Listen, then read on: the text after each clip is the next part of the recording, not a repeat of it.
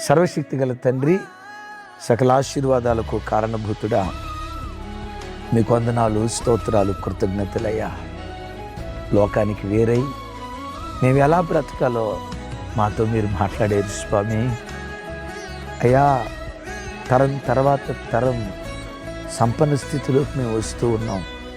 తరం తర్వాత తరం భక్తి తగ్గిపోతుందయ్యా, నీతి విలువలు తగ్గిపోతున్నాయ్యా, ఆ దైవికమైన ప్రమాణాలు తగ్గిపోతున్నాయ్యా, ప్రార్థనా ప్రమాణాలు తగ్గిపోతున్నాయ్యా.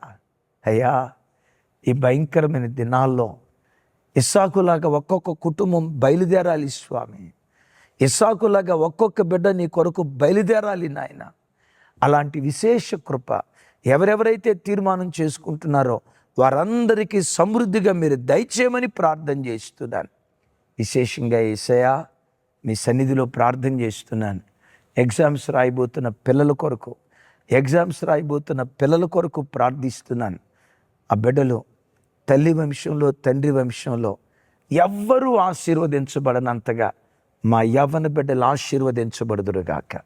చదువుల్లో, ఉద్యోగాల్లో, వ్యాపారాల్లో తల్లి వంశంలో తండ్రి వంశంలో ఎవ్వరూ దీవించబడనంతగా ఈ యవ్వన తరాన్ని దీవించుదురుగాక. ఆర్థికంగా, ఉద్యోగపరంగా వాళ్ళు దీవించబడాలి. అంతకంటే మరి విశేషంగా ఆధ్యాత్మిక విలువల్లో, నీతి విలువల్లో, భక్తి విలువల్లో అంతకంతకు ఎదుగునట్లుగా కృప చూపండి.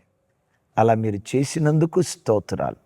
సమస్త ఘనత, మహిమ, ప్రభావాలు మీకే ఆరోపిస్తూ యేసు నామం పేరిట ప్రార్థించి స్తుతించి పొంది ఉన్నాం తండ్రి.